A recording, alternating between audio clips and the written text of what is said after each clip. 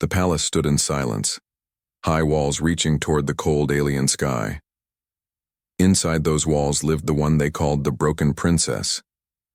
She had a name once, a name that carried pride and beauty. But over the years, her people stopped speaking. They called her cursed, damaged and unworthy.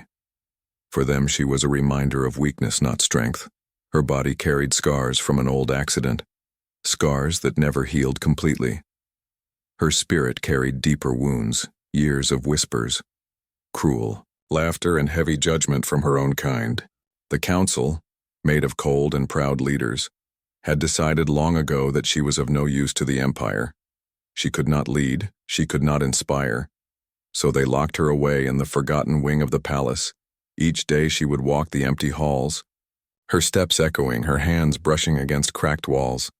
She would sit by the tall glass windows and watch the stars. Her people believed the stars held destiny, but for her the stars only reminded her of everything she had lost. She was too broken, too difficult, too unwanted. But change was coming. Change arrived quietly in the form of a human soldier. He was not from her world. He was part of the exchange guard program the council had agreed upon, a human warrior to serve as protection inside the palace. Nothing more, nothing less. Yet when he was assigned to the Broken Princess, whispers spread fast. Why waste a human soldier on her? Why guard someone who was already forgotten? The human did not care for their words. His orders were clear. Protect the princess, stand by her side. But when he first stepped into her chamber, he did not see a curse. He did not see weakness. He saw a woman sitting in silence, her eyes tired, but still filled with hidden fire. She looked at him only once and then turned away. She expected another guard who would stand like a statue, silent and distant. She expected another pair of eyes full of pity or disgust, but the human's gaze was steady, not cruel, not mocking. Days turned into weeks. The human followed her through the dark halls. He walked behind her when she wandered the gardens. He stood outside her chamber every night. At first, she ignored him completely. She thought if she gave him no attention, he would remain a shadow, but shadows can speak. And one night, when the silence grew too heavy, the human broke it. "You watch the stars every evening," he said quietly. His voice was calm, deep, respectful. The princess froze. No one had spoken to her in months except the servants who brought food. No one dared to treat her like a person anymore. "What does it matter to you?" she answered coldly. The human did not move. "Stars are the same everywhere. On my world, I looked at them too. They gave me strength when everything else was hard." The princess turned her face away, annoyed, confused, and strangely curious. She wanted to tell him to leave her alone, but his words stayed in her mind. She had never heard a guard speak like that before. The next day he spoke again. He asked simple questions. "Do you sleep well? Do you need more light in your chamber?" His voice never carried pity, never carried insult. Slowly, her silence cracked. One word turned into two into a sentence. And soon she found herself answering him.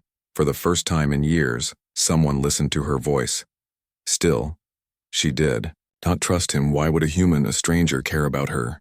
Perhaps it was duty, perhaps it was curiosity, or perhaps it was something else. One evening, as the twin moons rose over the horizon, she finally asked, "Why do you look at me like that? You do not see the scars? The council says I am broken, useless. Do you not believe them?" The human looked at her, his eyes steady like stone. "I see scars, yes," he said simply. "But scars mean you survived. Not that you are useless." Her chest tightened. Her people had only ever called her damaged, and here stood a human, a soldier from a faraway world, telling her that survival was strength. She tried to laugh it off, but her voice shook. "You speak as if you know me, you don't." "Maybe I don't," the human replied, "but I know this. No one is useless for surviving. Not on my world, not anywhere." She turned away quickly, but the words burned inside her. They lit. A small flame she thought was long dead. For the first time, she wondered if the council had been wrong. For the first time, she wondered if she was more than what they called her. But in the shadows of the palace, eyes were watching. The council did not like change, and whispers of a human speaking kindly to the broken princess began to spread. They wanted silence, not hope. And yet, hope had already entered her chamber, standing in human form, standing with calm eyes and steady words. The broken princess was not alone anymore. Though she did not know it yet, this human would change everything. The days in the palace were always the same for the broken princess. Long shadows moved across the walls and silence filled the empty rooms. For years she had lived like a ghost, unseen and unwanted, but ever since the human soldier had arrived, that silence had begun to break. At first she tried to ignore him. She thought he would grow tired of her bitterness. She thought he would stop talking once he saw her scars. But the human did not turn away. He stayed. He stood tall with quiet, patience. And slowly, his presence became impossible to dismiss. One morning, as she sat near the cracked window, staring at the fading stars, she heard his voice again. "You don't eat enough," he said softly. She frowned and looked at the tray near her bed, untouched as always. "It does not matter," she replied coldly. "No one cares if I eat or not." "I care," the human answered. His words were simple, but they struck her like lightning. She turned sharply toward him, trying to find mockery in his face, but there was none. Only honesty, calm and steady. For the first time in years, she picked up a piece of fruit and tasted it. The human said nothing more. He only gave a small nod, and that small gesture made her chest tighten. In the days that followed, he continued his quiet kindness. When she walked in the gardens, he followed a few steps behind, never too close, never too far. When she tripped on a broken stone path, he did not laugh or look away. Instead, he extended his hand to help her stand. She hesitated, staring at that hand. Her own people never reached for her, yet here he was, offering without judgment. She took his hand, just for a moment. His grip was firm but gentle, and when she pulled away quickly, she could still feel the warmth lingering on her skin. That night, as she lay in her chamber, her thoughts refused to rest. Why would a human care for her? Why would someone from another world see her as more than broken? It made no sense, and yet she found herself waiting for his voice each day, waiting for his calm words that felt like sunlight breaking through heavy clouds. One evening, the princess sat by the fountain in the garden. The water was still, reflecting the twin moons above. She whispered almost to herself, "Do you not find me strange? Do you not feel disgust when you look at me?" The human stepped closer, his armor gleaming under moonlight. "Strange? Perhaps," he said. "But disgust? No, never. You survived what others could not. That does not make you disgusting. That makes you strong." Her eyes widened. No one had ever called her strong, not once. Everyone saw only her scars, her failures. But this human spoke as if he saw something entirely different. "You speak as though you believe I still have worth," she said, her voice trembling. "I don't believe it," the human replied firmly. "I know it." Those words made her heart race.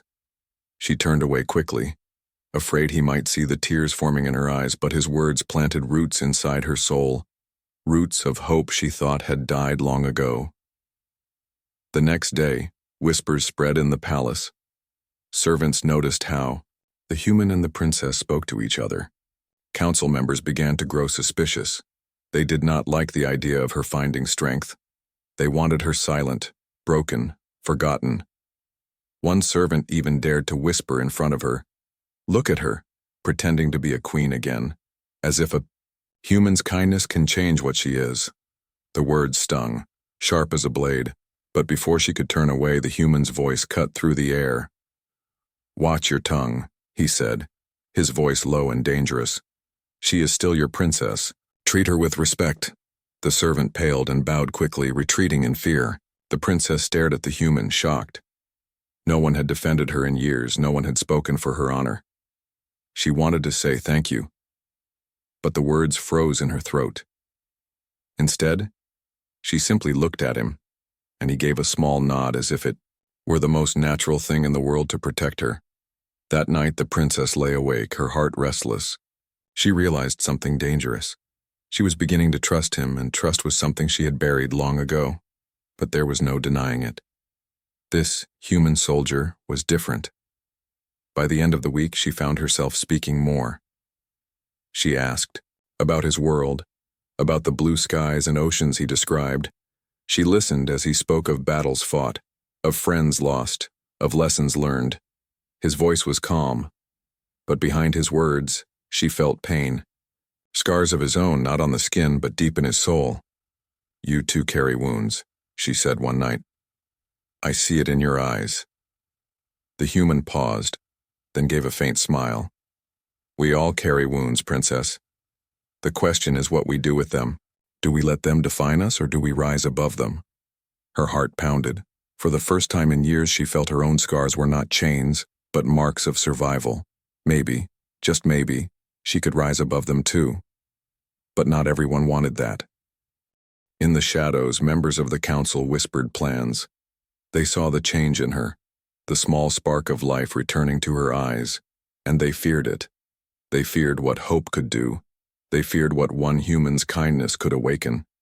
And so, while the princess began to dream again, dark forces prepared to crush those dreams before they could grow wings. The palace was never truly silent. Even when its halls looked empty, whispers moved like shadows in the air.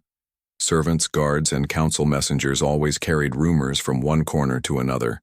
And now their whispers carried one dangerous subject: the broken princess and her human guard. They said the human spoke to her. They said he looked at her as no one else dared. Some claimed they had seen her smile faintly in his presence. Others swore they had heard her laugh, a sound the palace thought was lost forever.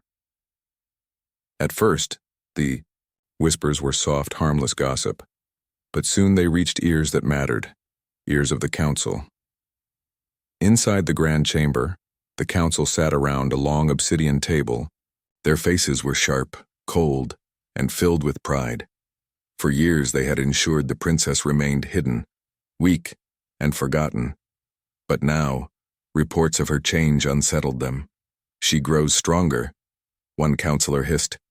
"The human has awakened something dangerous in her. She must remain broken," another replied. "If the people begin to see her as a symbol of hope, our power weakens." The oldest counselor leaned forward, his eyes glowing faintly. "We cannot allow this bond to grow. If the human continues, the princess will rise again, and if she rises, she may challenge us. Do not forget she carries royal blood." The chamber fell silent for a long moment. Then the decision was made. "Watch them closely," the leader commanded. "If this continues, we will crush it before it spreads." Meanwhile, the princess walked through the palace garden with the human at her side. She did not know of the council's words. She only felt something new inside her heart, something she had not felt in years. Lightness. The garden was filled with glowing plants, their petals shining under twin moons. The air smelled of strange flowers, but the princess only noticed the sound of footsteps beside her. "You are too quiet today," the human said gently. She looked at him, her lips pressing together. "People talk," she whispered. "They gossip about us, they say things." He did not stop walking. "Let them talk. Words are wind. They cannot hurt you unless you let them." She shook her head. "You don't understand. In this palace, words are weapons. They cut deeper than blades. They have destroyed me before." The human stopped and turned to her. His eyes were steady. "Then let me stand between you and their weapons," he said. "Let their words strike me instead." Her breath caught. No one had ever said such a thing to her, not her people, not her family. And for a moment she felt safe, truly safe, in his presence. But unknown to them, a servant hid behind the garden wall, his ears sharp and eager. He ran to the council with the story. His words twisted and poisoned. "The human promises her protection," the servant hissed before the counselors. "He speaks to her as if she is still a queen. He makes her believe she has power again." The counselors exchanged dark looks. They had feared this, and now it was real. "She cannot be allowed to dream," one snapped. "We will put her in her place. If she believes she is strong, We will remind her she is nothing. The next day, the princess was summoned. She entered the grand chamber with her head slightly bowed.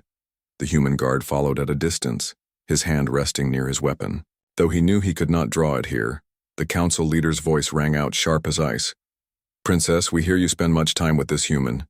She lifted her chin, her voice calm. "He is my guard." "Is it wrong for a guard to speak with the one he protects?" Murmurs spread across the chamber. The counselors leaned forward like predators smelling blood. "You forget your place," one sneered. "You are not a queen. You are not a leader. You are a shadow. You should remain silent." The words struck her like knives. She clenched her fists, her body trembling. For years she had accepted such insults, for years she had lowered her head, but now, standing beside the human, she felt a flicker of defiance. "I am not deaf," she said quietly. "I hear your words, I always have. And yet, I am still here." The chamber erupted in anger. Some counselors shouted, others demanded punishment. But before the storm could rise further, the human stepped forward. His voice cut through the noise like steel. "She survived everything you threw at her," he said firmly. "That makes her stronger than all of you." Gasps filled the chamber. Never before had a human dared to speak so boldly to the council. The princess turned to look at him, her heart racing.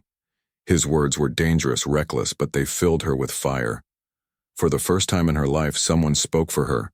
Someone believed in her. The council leader's eyes narrowed. "Careful, human," he said coldly. "Your tongue may cost you your life." But the human did not flinch. He only said, "Then so be it. Some truths are worth the risk." The council dismissed them with fury burning in their eyes. But as the princess left the chamber, she felt her heart trembling, not from fear, but from something else. Hope.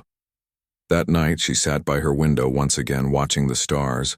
Her hands were still shaking. The council would punish them both. She knew it. Yet when she remembered the human's voice, his defiance, his courage, her lips curved into the faintest smile. For the first time, the palace whispers did not feel like chains. For the first time, she thought maybe, just maybe, those whispers would turn into a storm she could ride. And somewhere deep inside, she realized, her story was no longer only hers. It had become their story.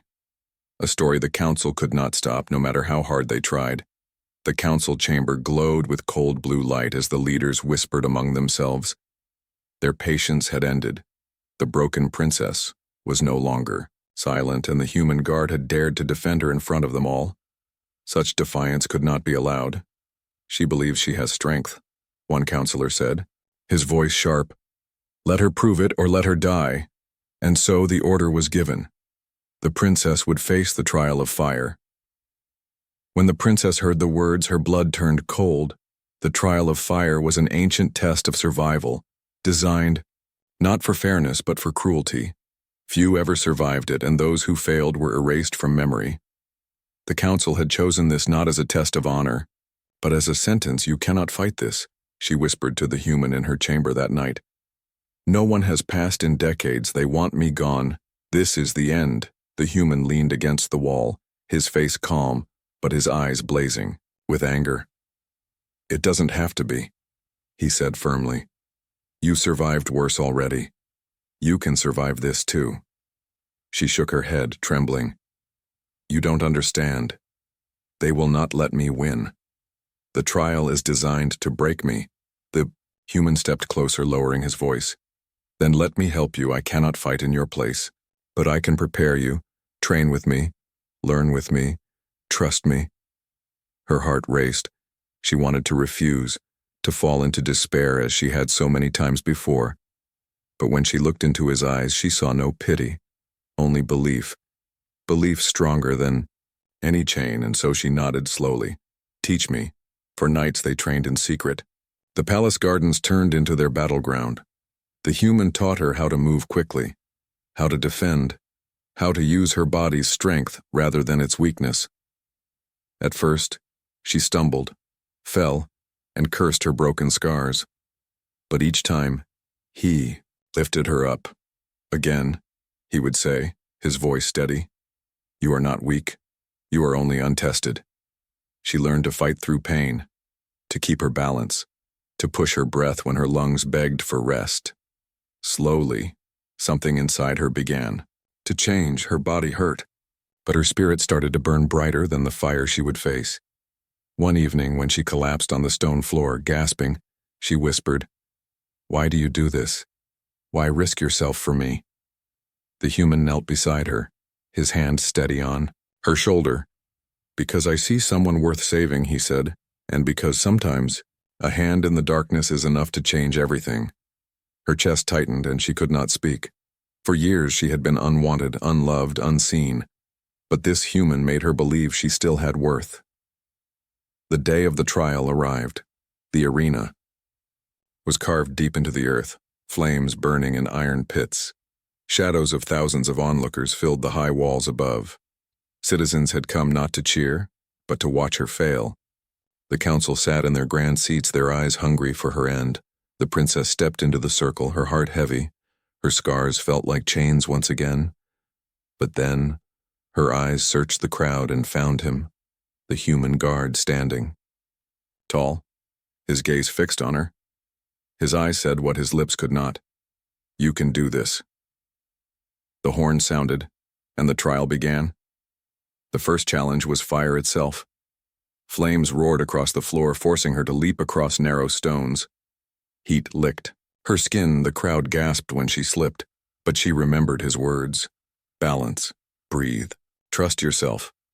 She steadied, pushed forward, and made it through. Next came the beasts, creatures bred for rage, their teeth sharp, their claws ready. For a moment, fear froze her. Then she remembered the human's training. She moved sideways. Quick, using her smaller frame against the beast's size, she dodged, struck where she could, and survived long enough for the gates to close again. The crowd roared, not in praise, but in shock. She had not fallen. The fire from the arena still burned in the princess's memory. Her body ached with wounds, but her spirit burned brighter than ever. She had walked through flames, faced beasts, and crossed blades, and she was still alive. Yet victory was not freedom. The council sat in their high chamber after the trial, their faces twisted in quiet fury. "She was meant to fall," one hissed.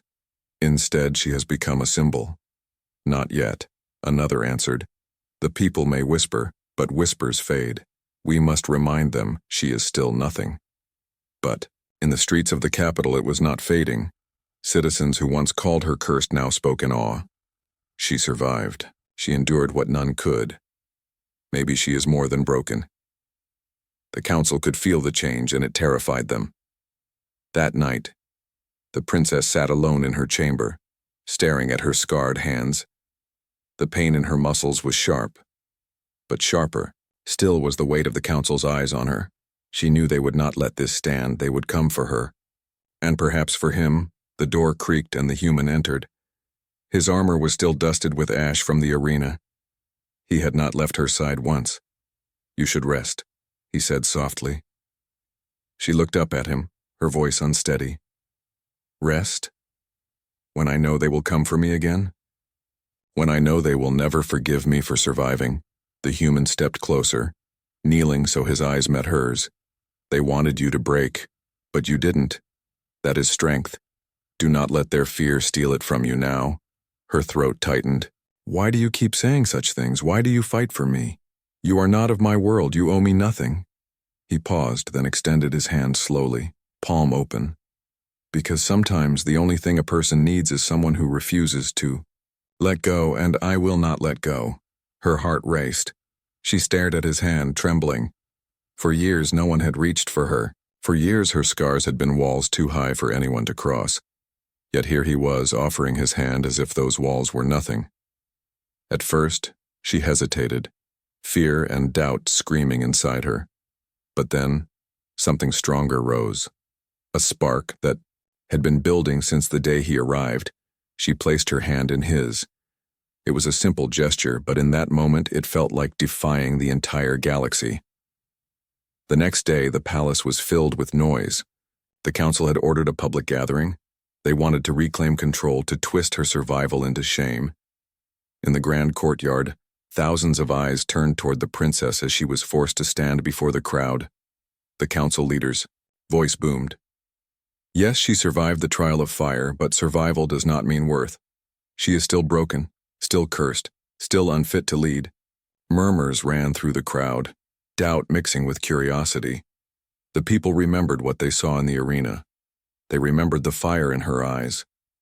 The princess lowered her head, her scars burning under the weight of every gaze.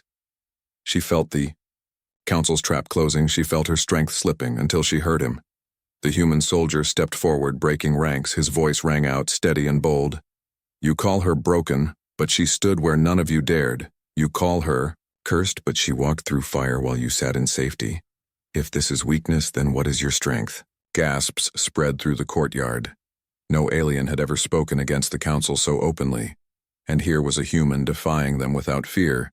The council shouted, Silence! You overstep your place! But the human did not back down. He turned toward the princess and extended his hand again, this time before the eyes of thousands. The crowd froze, silence hanging heavy in the air.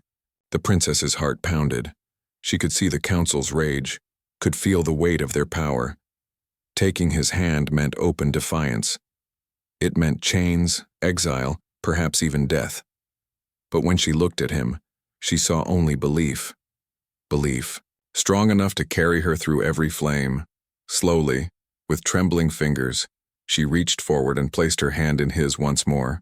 The courtyard erupted, not with jeers, but with voices rising in shock and awe. Citizens whispered. Some even shouted, She is not broken, she is rising. The council's fury was sharp, their faces darkened with rage. This is treason, the leader roared. You disgrace our empire. But it was too late. The image had already been burned into every mind. The broken princess holding the hand of a human who dared stand with her. That night the palace was alive with unrest. The council plotted vengeance, guards whispered rebellion, and the people dared to hope for the first time in years.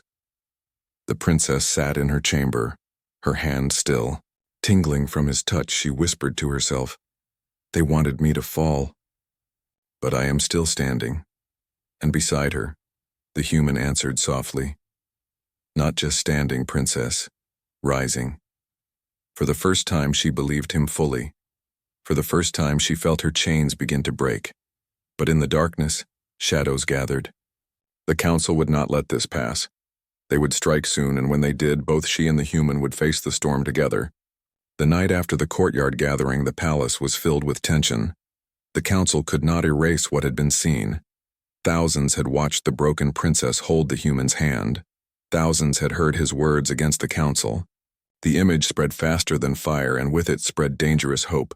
The council gathered in their chamber, fury burning in their voices. She dares defy us in public, one counselor spat. And worse, the people cheer her. If this continues, she will become more than a symbol. She will become a threat. The leader's eyes narrowed, glowing with cold rage. Then we end it before it grows. The human will be punished, and the princess will be silenced forever. The next morning, guards stormed the princess's chamber. She rose quickly, her heart pounding as steel boots echoed against the floor. The human stepped in front of her, his hand on his weapon. You will not touch her, he said firmly. The guards hesitated, for his voice carried the tone of a warrior who had seen battle. But the council's orders were clear. Stand aside, human, their captain barked, or face the same fate. The princess stepped forward, her voice trembling but sharp. Do, you see? They call me broken, yet they fear me enough to send an army. Does this look like weakness to you? The guards faltered, some glancing nervously at each other. For the first time, doubt entered their hearts, but the captain raised his blade. Take them both. Before the soldiers could move, the people arrived. Citizens who had seen her trial, citizens who had whispered her name in awe. They pushed into the courtyard shouting, Leave her be! She faced the fire, she earned her life. The crowd swelled, voices rising. The guards froze, trapped between the council's orders and the people's anger. The council leader appeared on the balcony, his voice booming with authority. Silence! She is cursed. Do not let her poison your minds. But the people did not fall silent. They shouted louder, their words shaking the air. She survived. She is strong. She is ours. The human took the princess's hand once again, lifting it, high for all to see. She is not cursed, he shouted. She is proof that survival is strength. The roar of the people echoed through the palace, and in that moment, the council's chains began to shatter. By nightfall, rebellion had begun. Citizens lit fires in the streets, not of destruction, but of defiance. For generations, the council had ruled with fear. But now that fear was breaking inside the palace, the princess paced, her mind heavy. They will kill you for this, she whispered to the human. They will kill us both. The human shook his head. Maybe. But it will not matter if the people rise. They cannot kill an idea. And you, princess, you have become more than a person to them. You are their fire.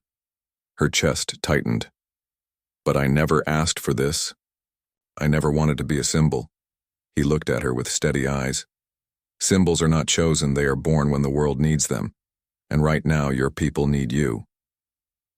For the first time, she did not argue. For the first time, she accepted the truth. The next day, the council made their move. Soldiers surrounded the palace, and the leader announced, "The princess and the human are to be exiled beyond the borders. Their shame will not stain our empire further." But when they tried to drag her through the gates, the crowd blocked the way. Men, women, and even children stood shoulder to shoulder, their voices united. No exile, no chains. The guards hesitated, blades raised but hands trembling. They had never faced their own people like this. The council leader's voice cracked with rage. "Strike them down!" But no sword moved. The guards lowered their weapons, and one by one, they stepped back, refusing to harm their own. The leader's eyes widened in disbelief. "Traitors, all of you!" Yet it was too late. The council's control had fractured, their chains broken not by force of steel but by the will of the people. That night, the princess stood on the balcony, looking down at the thousands gathered below. Their faces shone with hope, not scorn. Their voices called her name, not with mockery but with pride. Tears filled her eyes. She turned to the human, whispering, "They see me. After all these years, they finally see me." He nodded, his voice steady. "Because you showed them you were never broken, princess. You were always stronger than they knew." She stepped forward, her voice rising to the crowd. "I was cast aside, called cursed, called useless, but I survived, I endured, and so can you. No chain is unbreakable, no voice too small. Together we rise." The roar that answered shook the very walls of the palace. The council's power was shattering. The empire was changing. But even in that triumph, the princess knew this was only the beginning. The council would not surrender easily. Shadows still lurked, waiting to strike. And yet, for the first time, she did not fear the darkness. For in that darkness she held a human's hand, and together they were light. The palace had never felt so alive. For years its halls carried only silence and fear. But now the sound of voices filled the air. Thousands of citizens stood outside its gates, torches burning. Bright, their chants echoed, "No chains, no exile, she is ours." The princess stood on the balcony, the human guard at her side. Her heart trembled with the weight of their cries. For so long she had believed herself cursed and useless. But now, her people called her name with pride. She was no longer the broken princess. She was a flame they all needed.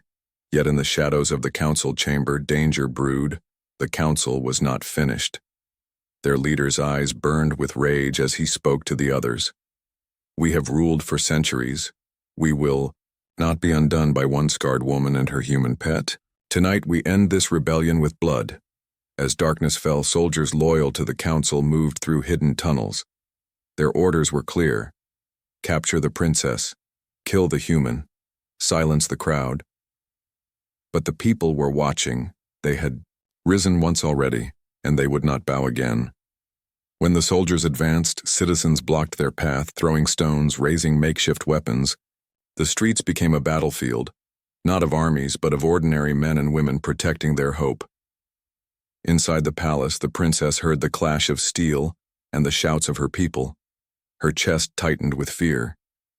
"They are dying for me," she whispered. This is my fault. The human placed his hand on her shoulder, steady and strong. No, princess.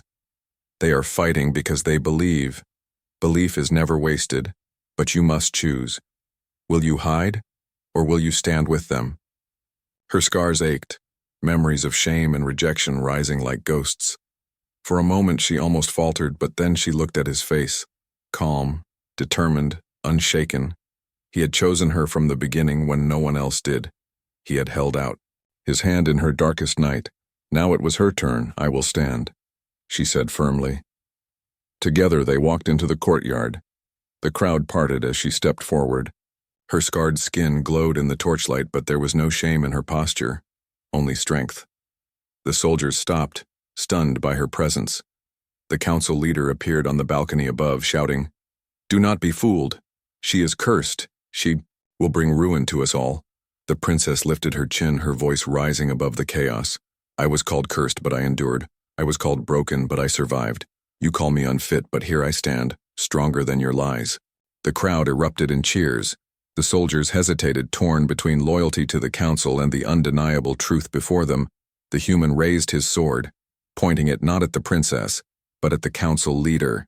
His voice thundered, "Your time is over. The people are not blind anymore." The council leader snarled, summoning guards to his side, but it was too late. The people surged forward, breaking the chains of fear that had bound them for centuries. The soldiers dropped their weapons one by one, choosing the crowd over their masters. The council fled, their power crumbling in a single night. When silence finally returned, the courtyard was filled not with fear but with hope. Citizens knelt before the princess, not in chains but in respect.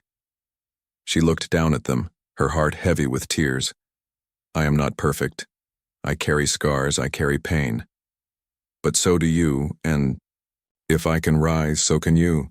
This is not my victory alone. It is ours." Her words lit a fire in every heart, a fire no council could ever extinguish again. The human stood beside her, quiet but proud. His hand brushed hers, a simple touch. Yet, it carried the weight of everything they had endured. She turned to him, whispering so only he could hear. "You gave me strength when I had none. You saw me when no one else would. This victory is yours as much as mine." He shook his head gently. "No, princess. It was always you. I only reminded you of what was already there." Her eyes glistened, and for the first time she smiled without fear. In the days that followed, the empire began to change. The council's chains were broken, and though shadows of the past still lingered, the people carried new hope. The princess was no longer hidden in shame. She walked openly, scars and all, a living symbol of survival, and always at her side was the human who had once been only her guard. Together they walked through fire, through whispers, through rebellion. Their bond had become the spark that lit an entire galaxy. On a quiet night, when the torches had burned low and the stars shone bright above, the princess stood by her window.